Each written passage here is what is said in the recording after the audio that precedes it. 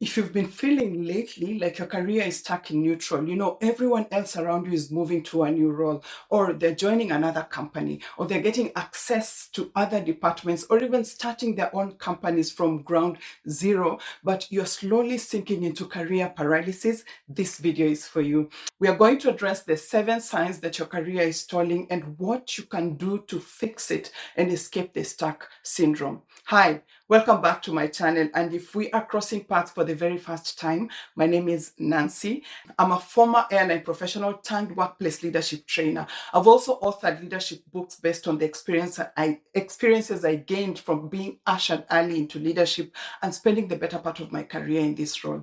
My most recent release being Lead Outwardly Loud. So if you already occupy a leadership position or aspire to take up one, my kind of content might resonate with you. Kindly consider subscribing. Press that notifications bell on your screen to receive timely updates whenever I release a new video. I'm so happy to have you on board this workplace leadership family.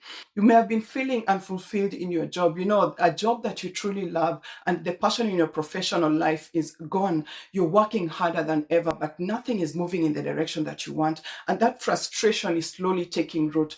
You don't need quick fixes here. I've prepared practical tools and mindset shifts that you can start implementing today to permanently break free from the stuck syndrome. And there are hidden signs that you might be overlooking in your own career momentum, and this is what is standing in your way. So let's just hit the ground running, starting with sign number 7. You're sticking to what's comfortable. The moment when you're not pushing yourself to grow because staying put just feels safe. You've been in this role probably for the past 11 years with a salary that you've comfortably planned your life around, and it feels familiar, though deep down you know that you've stopped growing. You can feel it. I call it the trap of comfort and complacency. Just telling yourself that what you don't know should not hurt you. But the danger here is that you risk being rendered redundant as the company evolves, with these new opportunities that keep showing up, that you're not equipped for, you're not even competent to apply for. Maybe it's your competitive edge that earned you that job in the first place, but now you've stopped challenging yourself to develop new skills. You don't want to broaden your perspective to gain new experiences, and this is where the stuck paralysis comes in. So your antidote for overcoming this is to start taking small calculated risks that are going to push you slightly beyond your comfort zone. Let's call it the minimum viable action approach, where you consciously apply small, consistent efforts that create that ripple effect and help you overcome inertia. In this case, it's inactivity or inaction. You want to identify the areas where you're not growing, be it learning a new skill, leading a team. You've probably been comfortable staying in the background, or even taking on a new project when an opportunity pops up. It could even be just speaking up in meetings. Go for roles that make you uncomfortable, but you're equally curious about. For example, if public speaking is the thorn on your flesh, volunteer for smaller presentations, then work your way upwards. If you need to expand your skill set, try learning something new that aligns with your career goals and keeps you on top of emerging trends. It could be a management skill, a new technology, or even a soft skill like emotional intelligence. There are printable and audiobooks that can help you along the way to accelerate the process. And also consider the power of human connections. Look for people that you admire and trust and ask for genuine feedback and mentorship from them, just to help challenge your current thinking. In your mind, you're gradually expanding your comfort zone, but you're going to start growing. You're going to find yourself unlocking new opportunities for advancement. And you're also going to find yourself more engaged and excited about moving forward in your career. Why? The brain always craves novelty to expand. Sign number 6, you feel like you're losing your passion. This is a clear sign that something has shifted either in your career or in your mindset or in both. And the work that once excited you now just feels like a chore. This can be heavy, especially if you've poured so much of your energy into getting where you are right now. So self-assessment is necessary to help identify the underlying causes. Maybe when you first started, your job was likely tied to a sense of purpose. It aligned with your goals, it aligned with your values, values, your aspirations, but over time you've become disconnected from that original drive for one of many reasons. You're either doing the same tasks over and over again without seeing new challenges. Your skills are no longer being stretched, and that excitement of mastering new skills has literally faded, or your priorities have evolved. You've grown into a different professional phase where your work no longer feels meaningful, and you don't see your role keeping up with these changes that you are going through personally. Or maybe no one acknowledges or even rewards you in a meaningful way for your efforts. So it feels like you're putting in the work, but with zero impact. And then for highly ambitious people, there's always that tendency to push past burnout. You believe that pushing harder is going to lead to better results. Emotional and physical burnout can take away your creative energy, which is a major driver of passion at work. So if you feel like you're losing your passion, take a step back, reconnect with your deeper why.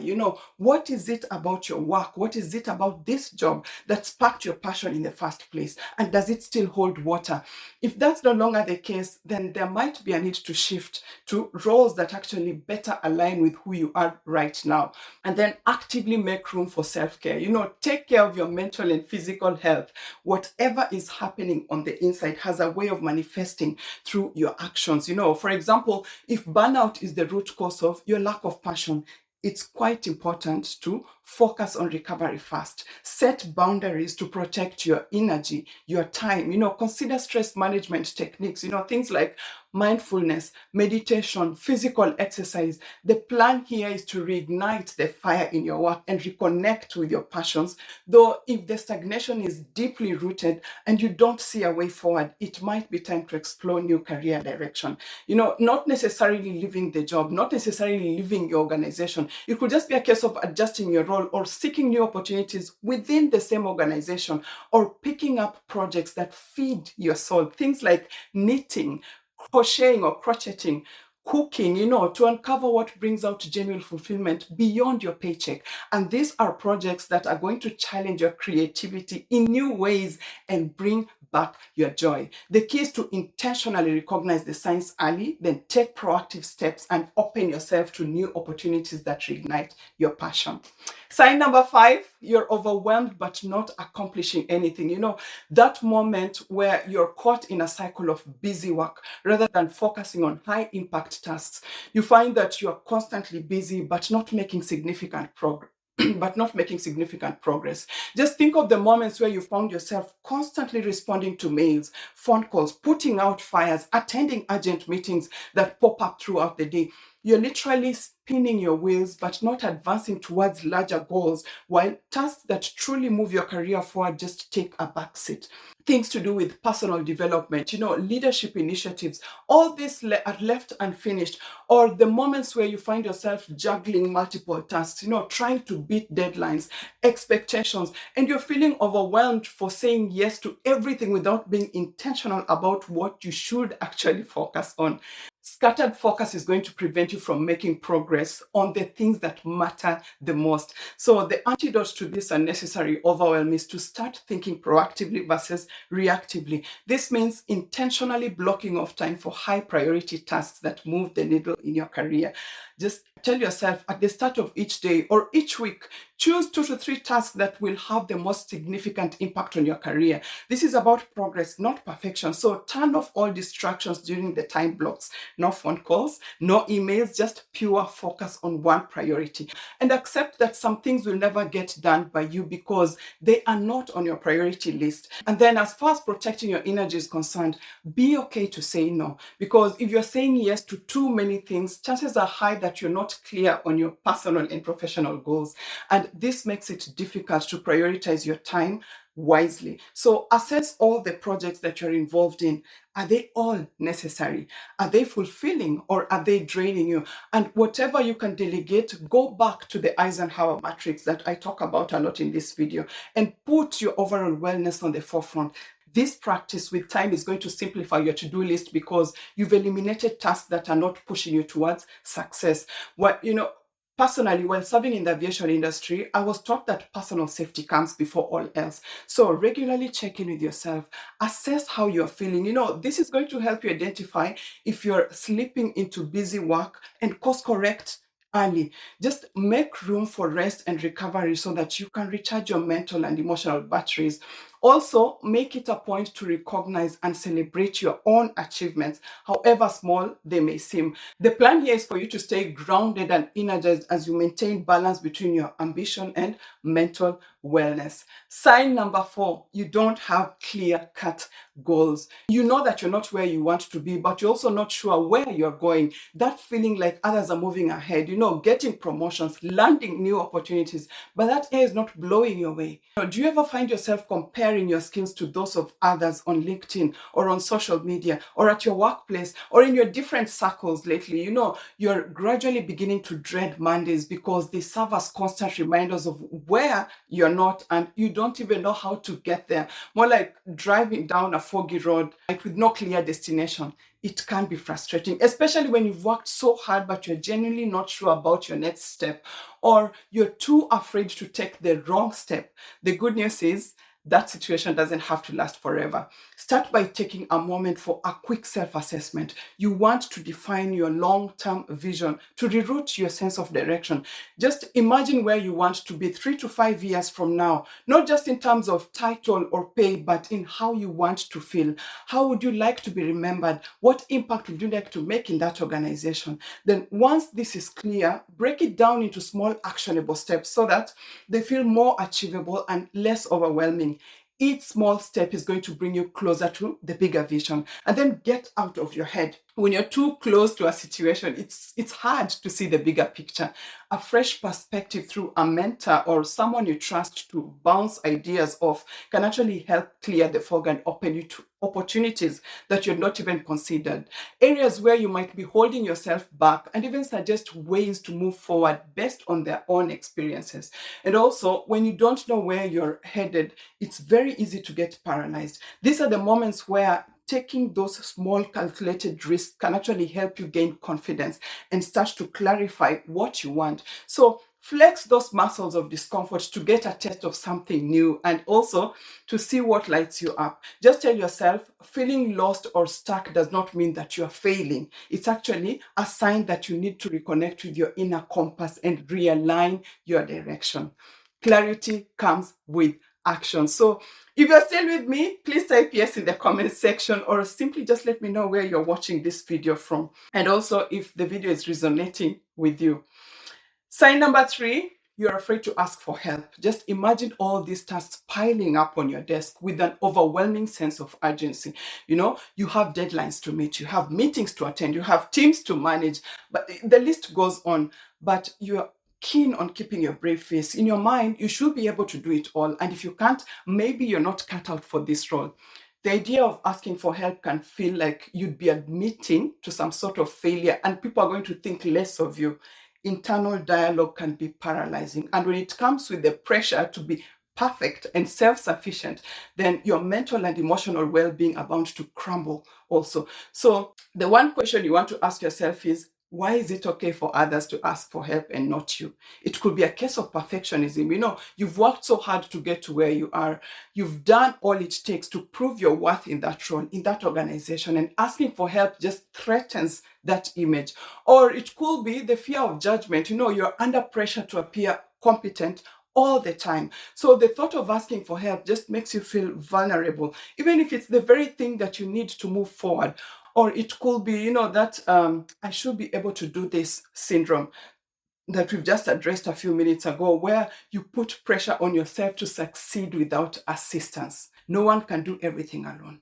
And that belief can actually lead you to suffer in silence. Still, you could be the one who has trust issues, let's face it. So you're not sure if others can do the job the way you would. You've probably had experiences in the past that validate these feelings, but you want to be very careful because that is also how micromanagement takes root.